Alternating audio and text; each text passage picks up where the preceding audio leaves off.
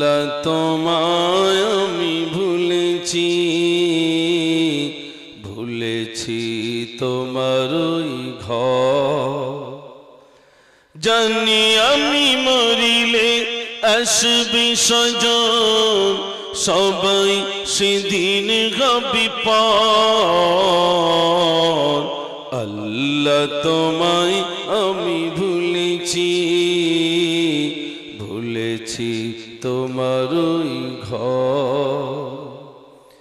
দুনিয়ার মায়া জাল করেছে বাঁধন, বেঁধেছে শয়তানি জাল।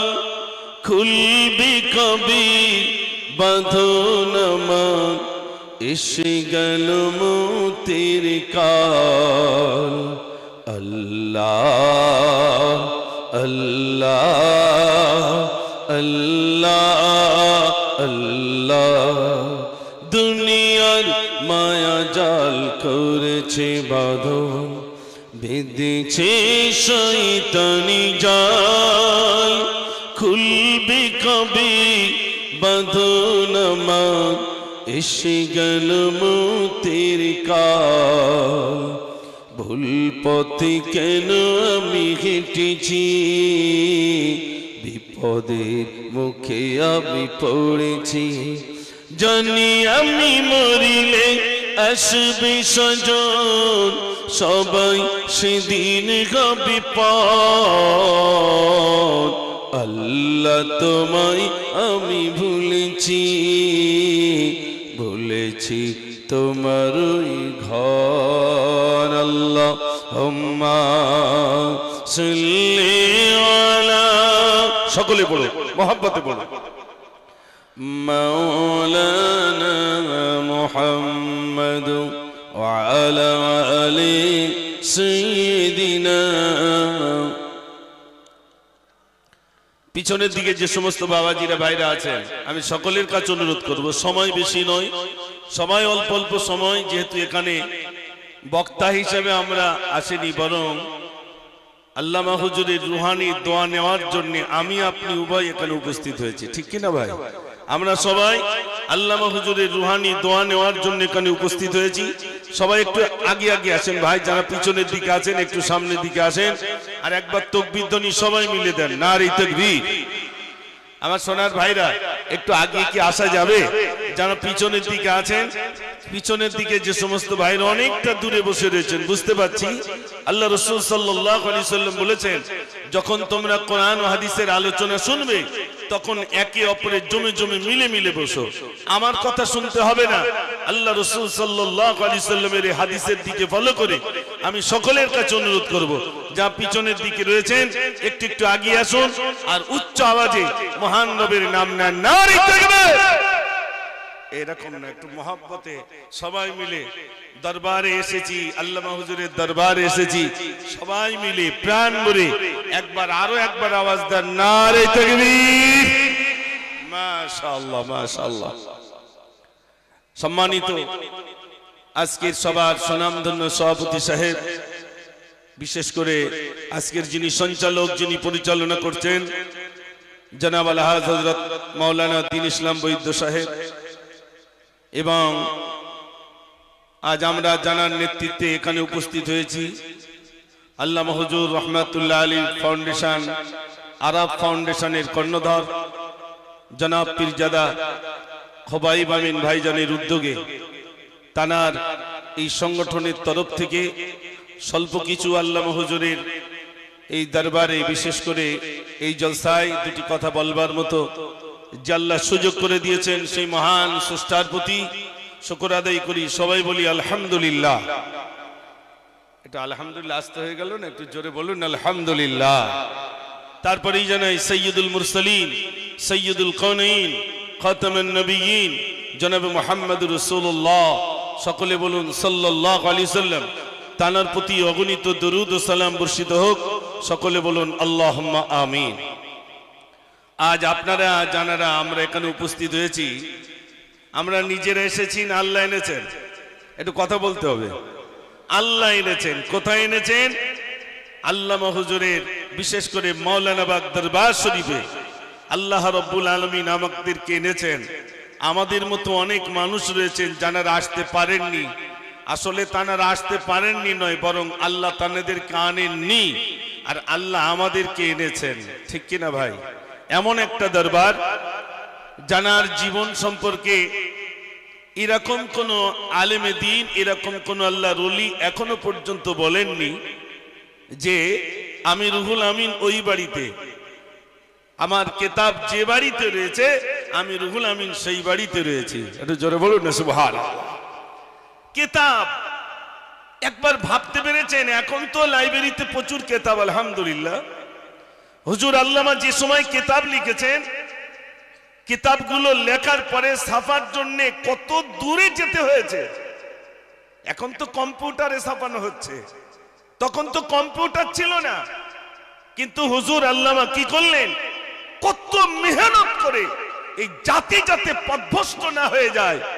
তিনি যদি মনে করতেন আমি উর্দুতে কিতাব লিখবো, লিখতে পারতেন। যদি মনে করতেন আরবিতে কিতাব লিখবো, তাও লিখতে পারতেন। কিন্তু আরবিতে লিখলেন না, উর্দুতে লিখলেন না। এই জাতি যাতে পথভ্রষ্ট না হয়ে যায়, এ কওম যাতে হারিয়ে না যায়, এ কওম, এ জাতি যাতে দিনহারা না হয়ে যায়, এই জন্য তিনি বাংলায় কিতাব লিখে এই জাতির জন্য বলে গেলেন আমি রুহুল আমিন ওই বাড়িতে যে বাড়িতে আমার কিতাব রয়েছে। জোরে বলবেন না সুবহানাল্লাহ। আমি এমনি লিখিনি, আমি লিখেছিলাম বাংলার জমিন ধন্য করে শুয়ে আল্লামা রুহুল আমিন, যার সিলাতে পেয়েছি মোরা ওগো আল্লাহর মনোনীত দিন। তিনি আল্লামা রুহুল আমিন, তিনি আল্লামা রুহুল আমিন, তিনি আল্লামা রুহুল আমিন, তিনি আল্লামা রুহুল আমিন। বাংলার জমিন ধন্য করে শুয়ে আল্লামা রুহুল আমিন, যার সিলাতে পেয়েছি মোরা ওগো আল্লাহর মনোনীত দিন। একটু সবাই মিলে যারা এখানে আছেন সবাই একবার আওয়াজ দিবেন। আমি আলোচনা শুরু করিনি, আলোচনা শুরুর প্রারম্ভ একবার আওয়াজ দেখতে চাই। আল্লামা হুজুরের মহব্বতে মহান নবীর নাম একবার সবাই মিলে জোরে নেবেন, নারে তাকবীর। ঘুম ভাঙানো আওয়াজ একটু কি জোরে হবে সবাই মিলে? আর জানার ওই সাইডের দিকে আছেন একটু আসতে পারেন, একটু সামনের দিকে একবার জোরে আওয়াজ দেবেন, নারে তাকবীর। মাওলানা বাগ দরবার শরীফ, মাওলানা বাগ দরবার শরীফ, নারে তাকবীর। সবে করোনা থেকে উঠেছে তো নাকি? সারা পৃথিবী জুড়ে এলো করোনা, কার ভয়ে তুমি দিলি ঘোষণা, ঘরে থাকো একা থাকো, ঘর থেকে যেন তুমি বার হবে না। সরকার বলছে সব ঘরে ঢুকে যাও, ঘর থেকে যেন বেরিয়েও না। কেন? যদি বার হও দুটো জিনিস নেবে। কি কি? স্যানিটাইজার দিয়ে হাতি ধোবে, মাস্ক পরিধান করে বাহিরে যাবে। দুটো জিনিস নেবে, একটা স্যানিটাইজার আর একটা কি? মাস্ক। এই দুটো জিনিস পরে যাবে। এর প্রতি কি আমাদের বিরাট বিশ্বাস? একটু জোরে বলুন না। দরবারে এসেছেন, শুনে নেন। আল্লামা হুজুর আহা তিনি শুয়ে রয়েছেন, তার রুহানি দোয়া পাওয়ার জন্য এসেছে। মদিনাতুল মুনাওয়ারা মসজিদে নববী শরীফে, যেটা রিয়াজুল জান্নাহ বলা হয়, আল্লাহ রাসূলের হুজরা থেকে নিয়ে মেহরাব পর্যন্ত যেখানে হুজুর শুয়ে রয়েছেন আর যেখান পর্যন্ত নামাজ পড়াতেন, এই জায়গাটার নাম রিয়াজুল জান্নাহ। একটু জোরে বলুন না সুবহানাল্লাহ। এই জায়গায় হঠাৎ কেউ চান্স পায় না ঢুকে। যদি কেউ নামাজ পড়ে, 2 রাকাত নামাজ পড়ার সুযোগ পাবে, পুলিশ বার করে দেবেন, হাজি আরেকজনকে সুযোগ করে দেবে। আর আপনি যদি কোরআন শরীফ পড়েন, আপনাকে আর বার করবে না, বরং কোরআন পড়ার সুযোগ দিয়ে দেবে। জোরে বলুন না সুবহানাল্লাহ। দেখেন হঠাৎ করে কিছু পাওয়া যায় না। আমরা হুজুরের দরবারে এসেছি, হঠাৎ করে কিছু পাবো? আসলাম, একটু জিয়ারত করলাম, চলে গেলাম। মদিনাতুল মুনাওয়ারা মসজিদে নববী শরীফে সবুজ গম্বুজের তলে হুজুর আরাম করছেন, সেখানে কান্নার সময় দেওয়া হয়। কোন টাইম? গভীর রজনীতে ঢুকতে হবে, তাহাজ্জুদের আজান হবে, নামাজ পড়তে হবে, তারপরে ফজরের আজান হবে, ফজরের নামাজ হয়ে যাবে, তাও রিয়াজুল জান্নাতের ভিতরে বসে থাকতে হবে। কি করে বসবেন? অতক্ষণ তো ওযু রাখতে হবে নাকি ভাই? ওযু রাখতে হবে, তারপরে ইশরাকের নামাজ পড়ার সুযোগ দেওয়া হবে। ইশরাকের নামাজের পরে 5টা মিনিট রাসূলের রওজার দিকে ফিরে কান্নার সুযোগ দেওয়া হবে। হাজী সাহেবরা রাসূলের রওজার দিকে ফিরে ডুকরে ডুকরে কাঁদবে আর বলবে, আল্লাহ তুমি রাসূলের রওজার ধারে এনেছো। আল্লাহ আল্লাহ রাসূলের কাছে শুধু এতটুকু বলি, ইয়া রাসূলুল্লাহ, কিয়ামতের দিন যেদিন কেউ চিনবে না, স্বামী তার স্ত্রীকে চিনবে না, স্ত্রী তার স্বামীকে চিনবে না, আল্লাহ ওই দিন ইয়া রাসূলুল্লাহ, ইয়া হাবিবাল্লাহ, ওই দিন একটু এই গুনাহগার উম্মতের জন্য একটু শাফাআত যেন নসিব হয়ে যায়। একটু জোরে বলুন না সুবহানাল্লাহ। বিশ্বাস করুন, দরবারে এসেছেন, হঠাৎ করে হুজুরের রুহানি দোয়া পাওয়া যায় না। হঠাৎ করে এসে একটু জিয়ারত করলে রুহানি দোয়া নিয়ে ফিরে চলে যাওয়া যায় না। রুহানি দোয়া পেতে গেলে রাতের পর রাত থাকতে হয়, অন্ধকার রাতে জিয়ারত করলে তবেই হুজুরের রুহানি দোয়া মিলে যায়। একটু জোরে বলুন না সুবহানাল্লাহ। ভাইরা আমার, আজ এমন একটা দরবারে এসেছি, আব্বা জানদের মুখ থেকে শুনতাম, তখন শিশু ছিলাম, আল্লামা হুজুর দিনের জন্য, মানুষকে টুপি বানানোর জন্য, মানুষকে কোরআনমুখী করার জন্য, মানুষকে ইসলামের ভিতরে আনার জন্য মেহনত শুধু গাড়িতে নয়, পালকি চেপে নৌকায় করে মানুষের কাছে দিন পৌঁছে দিয়েছেন। যে সমস্ত আল্লাহ ভোলা মানুষগুলো আল্লাহ ভুলে রয়েছেন, সেই মানুষগুলো আল্লাহর সঙ্গে সম্পর্ক বানানোর জন্য যতদিন হায়াতে ছিলেন ততদিন মেহনত করেছেন। যেমনি শরীরের মেহনত, যেমনি শ্রম দিয়েছেন, তেমনি কলম চালিয়ে গেছেন। আজ অবাক হতে হয়, তিনি শুয়ে রয়েছেন কিন্তু আমাদের জন্য দোয়া করছেন না করছেন না? একটু জোরে বলুন। মেজলা হুজুর পীর কেবলা রহমাতুল্লাহ আলী বলেছিলেন, যদি কবর খুঁড়ে দেখাতে হতো, দেখানো যেত, আমি কবর খুঁড়ে বসিরহাটবাসীর, বিশ্ববাসীর দেখিয়ে দিতাম আল্লামা হুজুর জিন্দা রয়েছেন। একটু জোরে বলুন সুবহানাল্লাহ। কোথায় এসেছি আমরা? আমরা জানি না, আমাদেরকে জানতে হবে। এমন একটা দরবার এসেছি যিনি আমাদের জন্য রুহানি দোয়া করেন। এই করোনা নামক মহামারীতে কত মানুষ কেঁদেছি, কত মানুষ কেঁদেছি। মনে রাখবেন, যত মানুষ উপরে জমিনে কেঁদেছি, ঠিক তত আল্লাহর ওলিগণ তানারা এই জমিনের তলে শুয়ে শুয়ে আমাদের জন্য দোয়া করেছেন। আমি বাংলাদেশ বাইতুল মুকাররম ঢাকা মসজিদে গেছি, একটা গজল বলার, আমি গজল বলার উদ্দেশ্যে যাইনি, আমি গেছি কিতাব কিনতে।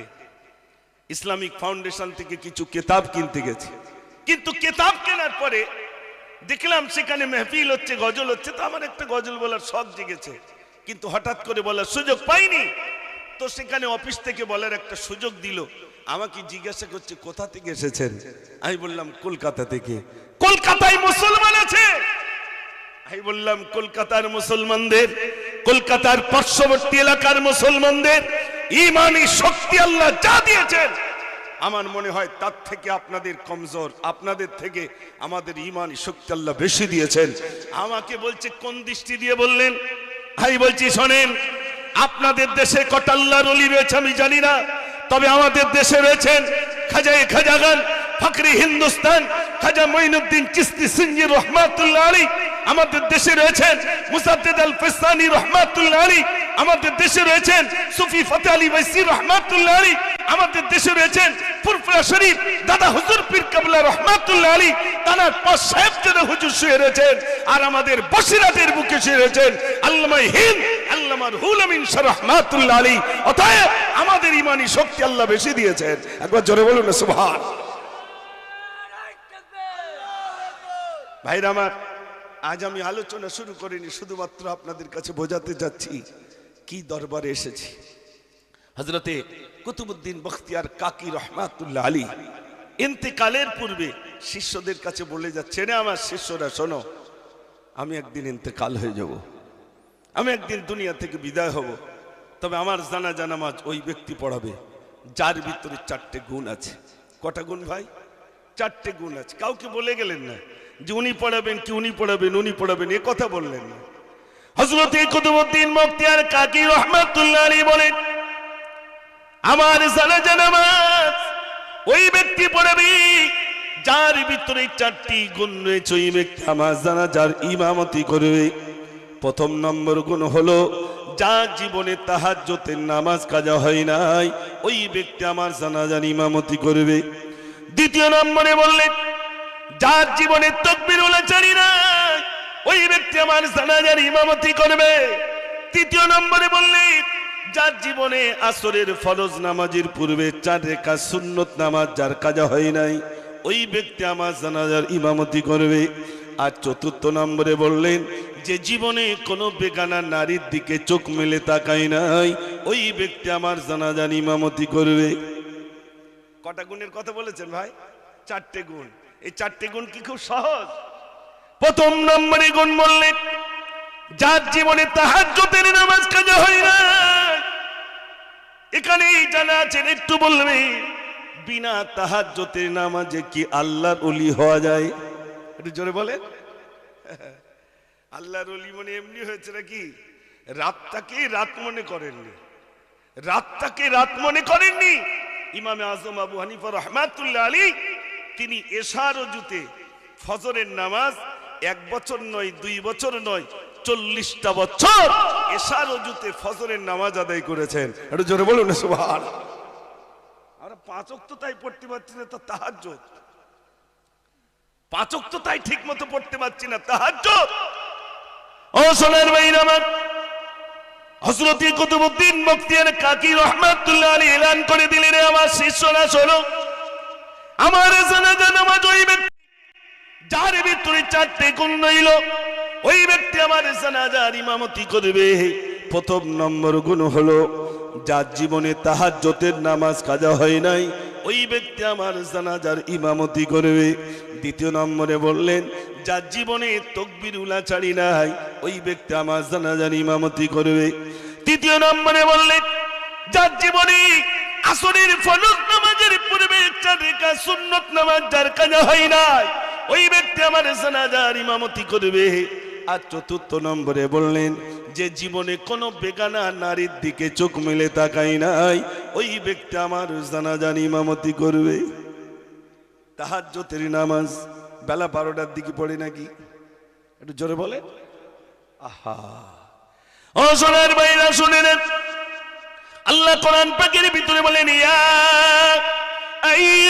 আইয়ুহাল্লাযীনা আমানু তাকুল্লাহা হাক্কা তুকাতিহি ওয়া লা তামুতুন্না ইল্লা ওয়া আনতুম মুসলিমুন।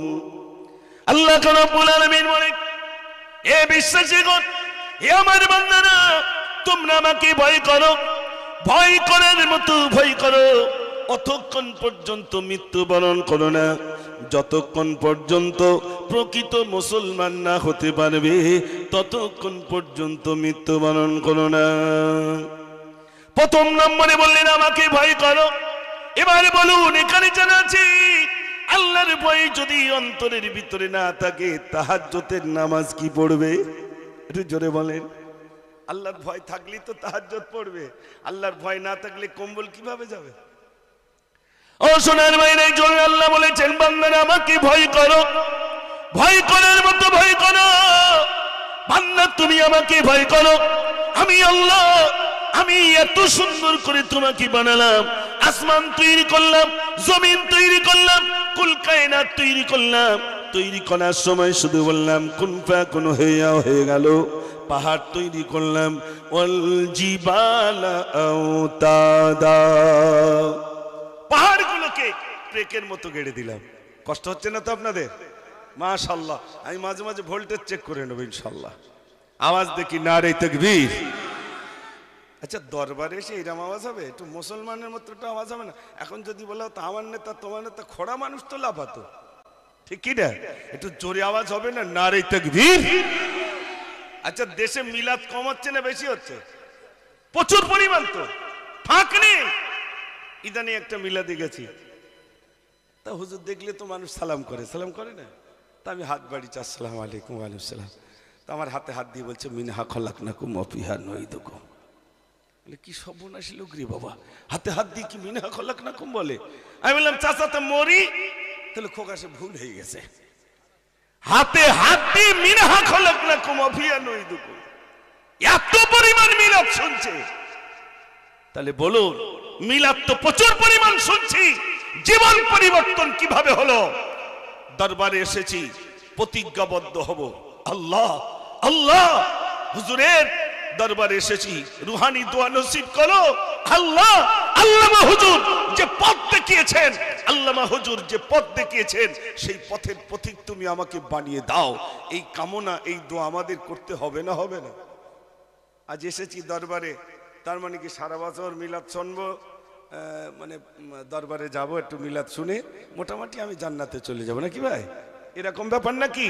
না, এখান থেকে আমাকে সঞ্চয় করে যেতে হবে, নিজের জীবনটাকে পরিবর্তন করার অঙ্গীকার নিয়েই বাড়ি ফিরবো ইনশাআল্লাহ।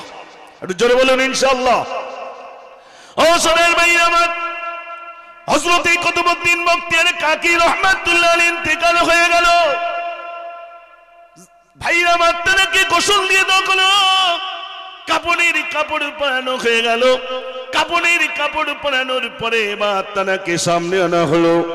যেই না সামনে আনা হলো, হযরত কুতুবউদ্দিন বখতিয়ার কাকি রাহমাতুল্লাহ আলাইহির অনুসারীরা শিষ্যরা দাঁড়িয়ে বললেন, ও কুতুবউদ্দিনের ভক্তরা, ও কুতুবউদ্দিনের অনুসারীরা, ও কুতুবউদ্দিনের অনুসারীরা শোনো।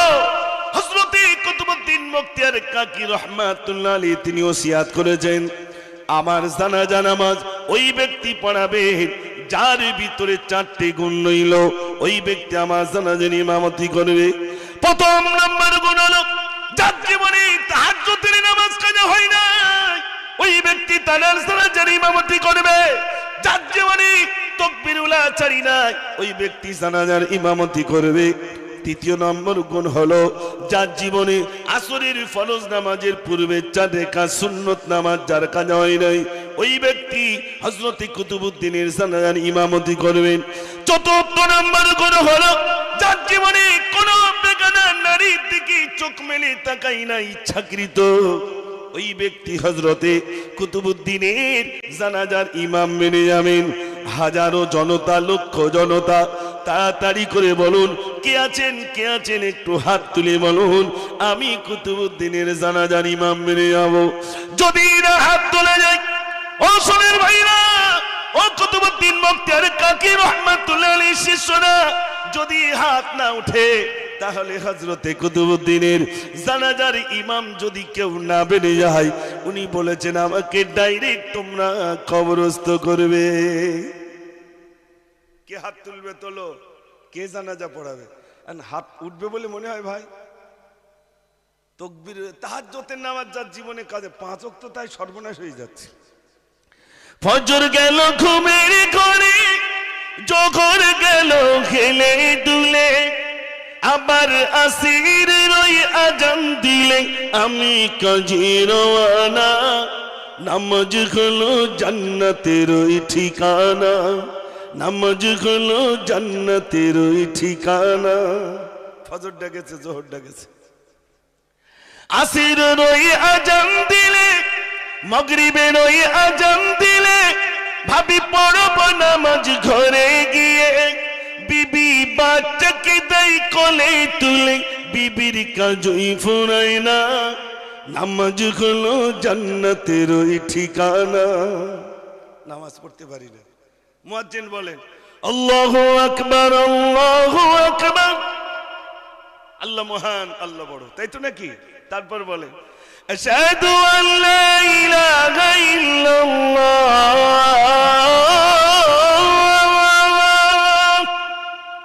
আমি সাক্ষী দিতেছি আল্লাহ ছাড়া কোনো মাবুদ নাই। একটু জোরে বলুন সুবহানাল্লাহ। তারপর কি বলে জানেন? আশহাদু আন্না মুহাম্মাদার রাসূলুল্লাহ, আমি আরো সাক্ষী দিচ্ছি মুহাম্মদ সাল্লাল্লাহু আলাইহি সাল্লাম আল্লাহর রাসূল। তারপর কি বলে জানেন? কি সুন্দর কথা বলছে দেখেন মুয়াজ্জিন, হাইয়া আলাস সালাহ,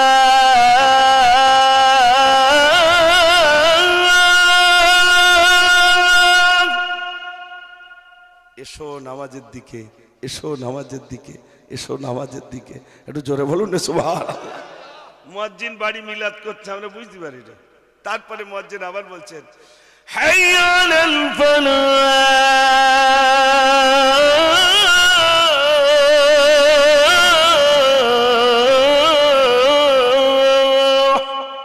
এসো কামিয়াবির দিকে, সফলতার দিকে। তারপর ভোরবেলা আরেকটা শব্দ বলেন, কি বলেন? আসসালাতু খায়রুম মিনান নাওম, ঘুম থেকে নামাজ উত্তম। একটু জোরে বলুন না সুবহানাল্লাহ। আমরা ভাষা বুঝতে পারি না। হাজী সাহেব হজে গেছে, তো হজ থেকে ফিরেছে, তো জিজ্ঞেস করছে হাজী সাহেব আরবে কি সব আরবি না কিছু বাংলা টাংলা আছে? তাহলে খোকা বাংলা তো কিছু দেখলাম না, শুধু দুটো জিনিস তো বাংলা, একটা আযান আর একটা আলহামদুলিল্লাহি রাব্বিল আলামিন। এই দুটো যা বুঝতে পেরেছে, আর কিচ্ছু বুঝতে পারে। তারপরে এটাও তো বুঝি না।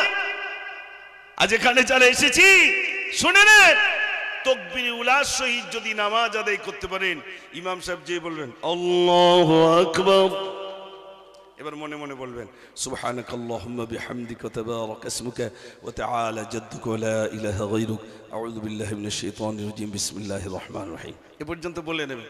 যেই বলবেন আলহামদুলিল্লাহি রাব্বিল আলামিন, এই তার আগে আপনাকে বলতে হবে আল্লাহু আকবার। তাহলে তাকবীর উলা পেলেন। এই তাকবীর উলার সহিত যদি 40 দিন নামাজ আদায় করতে পারেন, আল্লাহর নবী বলছেন তার প্রথম পুরস্কার বিনা হিসাবে জান্নাত পেয়ে যাবে। জোরে বলুন সুবহানাল্লাহ। আমল করবে ইনশাআল্লাহ, একটু জোরে বলুন ইনশাআল্লাহ। দ্বিতীয় পুরস্কার হলো তার কবরের আযাব ক্ষমা হয়ে যাবে। এটা আসতে বলেছেন, জোরে বলুন না সুবহানাল্লাহ। তৃতীয় পুরস্কার হলো তার মৃত্যুটা আসানের সহিত তার মৃত্যু হয়ে যাবে। আমরা দেখিনি কত মানুষ ইন্তেকাল হয়ে যায়, ইন্তেকালের পরে কি হয় না, কেউ পেশাব করে ফেলে, কেউ টয়লেট করে ফেলে, করে না ভাই, পায়খানা করে ফেলে। বসিরহাট হুজুর কেতাবের ভিতরে লিখেছেন, শুনে নেন। আমরা তো এসে শুধু হালুয়ার মনসুর কিনে নিয়ে যাচ্ছি, এই প্রায় জায়গায় দরবারে এসেছি, হুজুরি কেতাব কিনতে, হালুয়া মনসুর ওটা কি তোহফা? আপনি বলুন আল্লামা হুজুরের তোহফা কোনটা? একটু জোরে বলেন। কেতাব। ইন্তেকাল হয়ে গেছেন, আমি আপনি ইন্তেকাল হয়ে যাব। ছেলে কিন্তু যদি কোমরে বাক্সের চাবি থাকে, ছেলে বলবে এই চাবিটা ঠিক রাখিস, বলবে না? বলবে না? এখন বাক্স যেই খুলেছে, একটা ছেলের আব্বা বাক্সে রেখেছে আল্লামা হুজুরের কেতাব, আর একজন রেখেছেন শুধু টাকা। এখন যে ছেলেগুলো বাক্স খুলে দেখছে আল্লামা হুজুরের সমস্ত সব কেতাব, তখন ওই ছেলেগুলো আব্বার প্রতি মহব্বত আসবে না? আসবে না? তখন বলবে আমার আব্বা এত কিতাব প্রেমিক ছিলেন, এত মহব্বতের ছিলেন যে হুজুর আল্লামার সমস্ত কিতাবগুলো আব্বা যত্ন করে বাক্সের ভিতরে রেখে দিয়েছেন, যা কত বছর হয়ে গেল একটা পৃষ্ঠা পর্যন্ত কোনো ক্ষতি হয় নাই। এটা জোরে বলুন না সুবহানাল্লাহ। এটা হুজুর আল্লামার তোহফা। আর এর নজির রয়েছে, এর নজির আছে। আমার ভাইরা, আমি বলতে চাইছিলাম আপনাদের কাছে যে তাহাজ্জুদের নামাজ, তাকবীর উলা, এগুলো আমরা ভুলে গেছি নামাজ থেকে। মাশাআল্লাহ। তো আমি আপনাদের কাছে বলছি, তাকবীর উলার সহিত নামাজ পড়ি না, অঙ্গীকার করব। আল্লামা হুজুরের রুহানি দোয়া যদি পেতে চাই, তাকবীর উলার সহিত নামাজ পড়বে ইনশাআল্লাহ। একটু জোরে বলুন ইনশাআল্লাহ। ও সোনার ভাইরা আমার, মদিনাতুল মুনাওয়ারা মসজিদে নবী শরীফে 10 দিন থাকার জন্য হাজী সাহেবদের কি সুযোগ দেওয়া হয়? একদিন আসা, একদিন চলে যাওয়া, 8 দিন থাকতে হয়, 50টা 40 ওয়াক্ত নামাজ পড়তে হয় হাজী সাহেবদের জন্য। ও সোনার ভাইরা, হাজী সাহেবদের জন্য 40 ওয়াক্ত নামাজ পড়তে হয় তাকবীরুল শহীদ যদি নামাজ পড়তে পারেন কিতাবের ভিতরে এসেছে ওটা যেহেতু মদিনাতুল মুনাওয়ারা এক রাকাত পড়লে 50 রাকাত না 50,000 রাকাত নামাজ পড়ার সওয়াব পাওয়া যায়। আর মক্কা শরীফে মসজিদুল হারাম মক্কা শরীফে যদি 1 রাকাত নামাজ হয় 1 লক্ষ রাকাতের সওয়াব মিলে যায়। একটু জোরে বলুন না সুবহানাল্লাহ। তাহলে মদিনায় 50 লক্ষ আপনার 1000 আর এখানে 1 লক্ষ। ভাইরা আমার বলার উদ্দেশ্য হলো 40 ওয়াক্ত নামাজ আপনি পড়বেন। আল্লাহর নবী বলেছেন মসজিদে নবী শরীফে ও শোনেন ভাইরা ওলামারা এটাকে বলেছি 40 ওয়াক্ত নামাজ। এই 40 ওয়াক্ত 40 দিনটাকে 40 ওয়াক্ত আনা হলে কারণে এখানে যেহেতু 1 রাকাত নামাজ পড়লে 50,000 হয়ে যায়। এজন্য ভাইরা আমার যদি কেউ তাকবীরুল শহীদ নামাজ আদায় করতে পারে আল্লাহর নবী সাল্লাল্লাহু আলাইহি সাল্লাম বলেছেন তার প্রথম পুরস্কার বিনা হিসাবে জান্নাত পেয়ে যাবে। ও শোনেন ভাইরা আমার একটু গাড়ি শুনুন, মদিনায় চলে যাবে দমদমের বুকে কিতাব দেওয়া হবে। মদিনায় যাওয়ার আগে দমদমের বুকে কিতাব দেওয়া হবে। কিতাবটির নাম হবে ফাজাইলে হজ। হজের ফাজাইল সম্পর্কিত একটি কিতাব। ওই কিতাবের 21 পৃষ্ঠার ভিতরে দেখলাম হাজী সাহেব হজে চলে গেছেন, হজ থেকেই হজ সমাপ্ত হয়ে গেল, মদিনাতুল মুনাওয়ারা মসজিদে নবী শরীফের দিকে চলে গেলেন। ভাইরা আমার সেখানে 40 ওয়াক্ত নামাজ আদায় করবেন, 10 দিন থাকবে।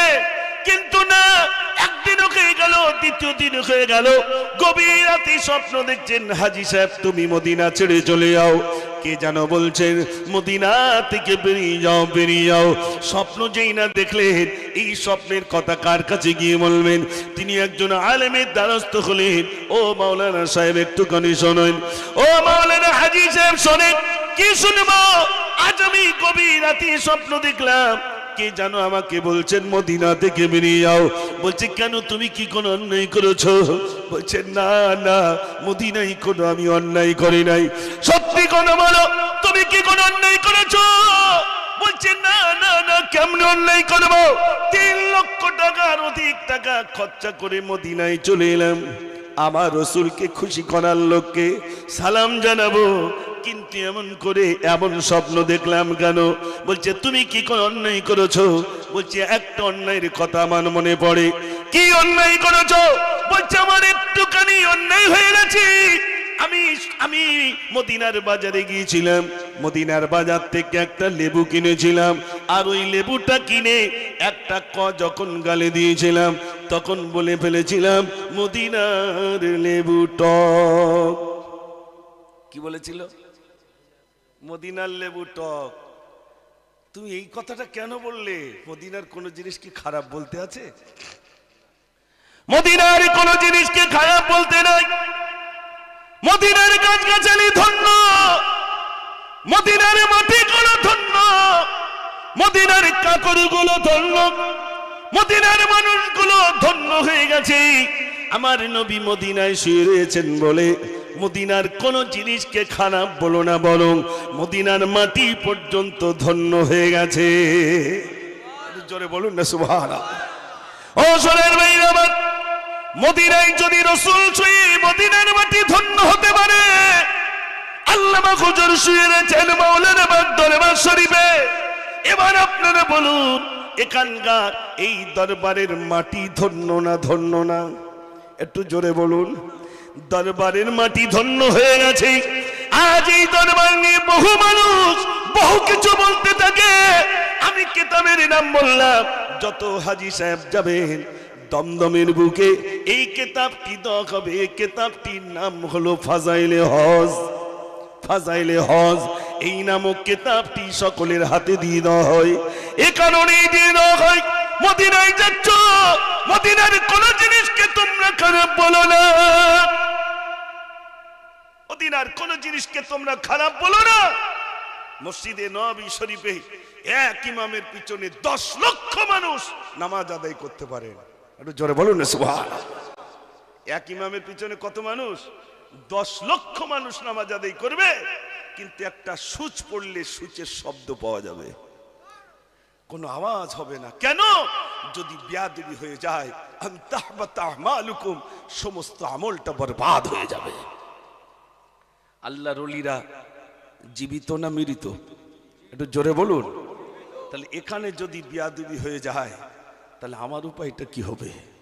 তাই এই জন্যই তো আমরা দরবারে এসে, আল্লামা হুজুরের দরবারে এসে আমরা যখন জিয়ারত করি, এত সুন্দর করে জিয়ারত করি যাতে করে আমার কথার ভিতরে কোনো শিরক লুকিয়ে না থাকে, আমার কথার ভিতরে যেন কোনো বেয়াদবি না হয়ে যায়, আমার চালচলনে যেন বেয়াদবি না হয়ে যায়।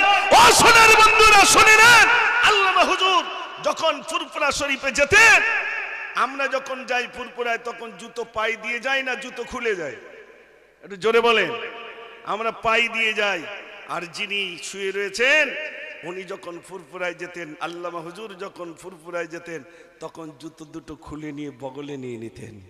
একটু জোরে বলবেন না সুবহানাল্লাহ। জিজ্ঞাসা করেছেন, হুজুর জুতো কেন তুলে নিলেন? হুজুর বলছেন, বাবা এটা আমার হুজুরের দেশ, আমার হুজুর এখানে রয়েছেন, আর আমি জুতো পায়ে দিয়ে এই জমিন দিয়ে কিভাবে চলি। আমি নিজ চোখে এই কথাটার পরে আমি নিজ চোখে দেখেছি মদিনাতুল মুনাওয়ারা মসজিদে নববী শরীফে, খোদার কসম আমার কয়েকটা হাজী সাহেবের সঙ্গে দেখা হয়েছে, তানারা জুতো পায়ে দিচ্ছেন না।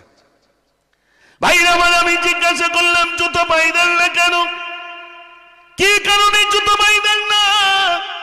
বলছে আমি জুতো পায়ে দিই না এই কারণে, এই কারণে আমি জুতো পায়ে দিই না। আল্লাহর নবী সাল্লাল্লাহু আলাইহি সাল্লাম কোথা থেকে হেঁটেছেন জানি না, তার কদমের উপরে যদি আমার জুতো পড়ে যায় বেয়াদবি হয়ে যাবে, বেয়াদবি হয়ে যাবে। এজন্য আমি মক্কায় মদিনায় জুতো পায়ে দিই না। আল্লাহ রাসূল ইসলামের দাওয়াত দিতে গেছেন, তার কদমের উপরে যদি না জানি জুতো পড়ে যায় বেয়াদবি হয়ে যাবে, এজন্য আমি জুতো পায়ে দিই না। ও সোনার ভাইরা আমার, মনটা কত নরম, মনটা কত নরম, কতটা তাকওয়াপন্থী একবারে ভাবুন। আল্লাহর ভয় কতটা অন্তরে, কতটা প্রেম রইল, নবীর মোহাব্বত কতটা রইল। এই রকম প্রেম মোহাব্বত যদি থাকে তাহলেই তো হুজুরের রুহানি দোয়া আমাদের নসিবে কবুল হয়ে যাবে। একটু জোরে বলুন না সুবহানাল্লাহ। অনেক বাবাজিরা এসেছেন, আজ আমি মুজফফর আপনাদের খেদমতে এসেছি। আলোচনা প্রচুর রাখার, কিন্তু আলোচনা আজ নয়। আজ এসেছি শুধু দোয়া নেওয়ার জন্যে। আমার জীবন আজ আমার সার্থক এজন্যেই যে এই রকম জায়গায় বড় বড় আল্লাহর অলিগণ এই স্টেজে উঠেছেন না ওঠেননি?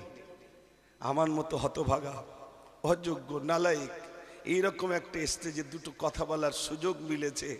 আমি মনে করি এটা আমার কোনো কৃতিত্ব নয়, এটা মহান রবের দয়া ছাড়া অন্য কিছু নয়।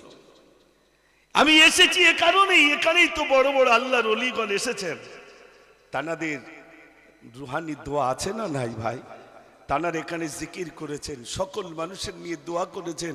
এই স্টেজ তার বড় বরকত, বড় মূল্যবান স্টেজ বলেই আজ এখানে শুধু দরবারে এসেছি একটাই কারণে, আমি হুজুর আল্লামার রুহানি দোয়া পাওয়ার জন্যে।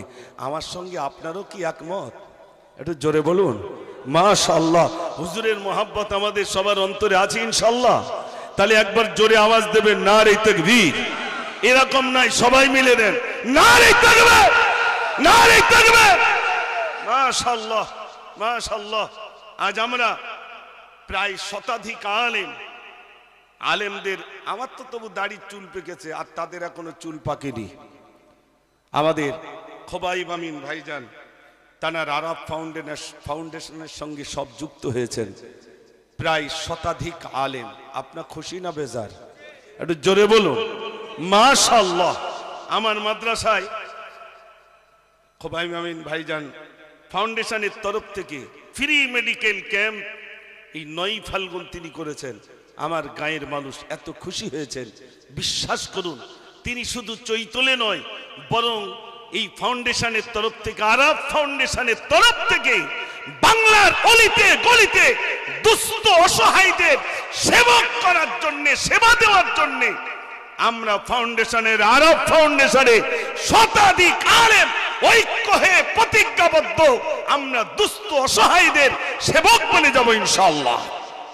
আপনার খুশি না বেজার? একবার জোরে আওয়াজ দেন সবাই মিলে নারে তাকবীর।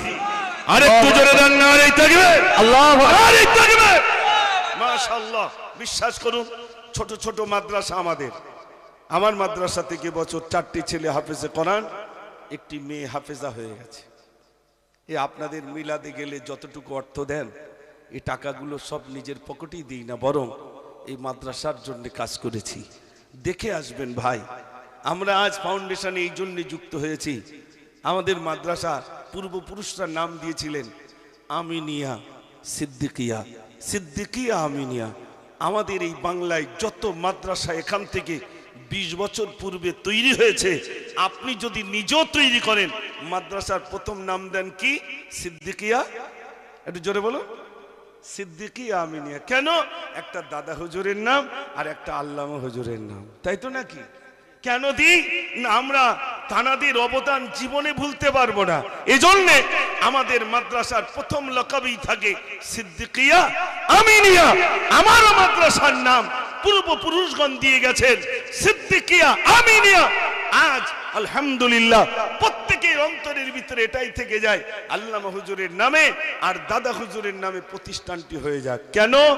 তানারা কবরে শুয়ে শুয়ে দুনিয়ায় যেমন দোয়া করেছেন, কবরে শুয়ে শুয়েও দোয়া করতে থাকবেন। জোরে বলুন না সুবহানাল্লাহ। ও ভাই আমার, আমি সংক্ষেপ করব।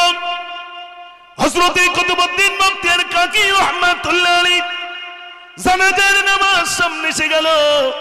মাইয়ে যখন সামনে এসে গেল, পিছন দিক দিয়ে একজন হাত উঁচু করে বলছেন, আমি হযরতে কুতুবউদ্দিনের জানাজার ইমাম মেনে যাব। একটু জোরে বলুন না সুবহানাল্লাহ। সে পিছন দিক দিয়ে একজন হাত তুলেছেন, আমি হযরতে কুতুবউদ্দিন বখতিয়ার কাকি রাহমাতুল্লাহ আলাইহি জানাজার ইমাম মেনে যাব। হুজুর কই? মাশাআল্লাহ। দরুদ শরীফ পড়েন, আল্লাহুম্মা সাল্লি আলা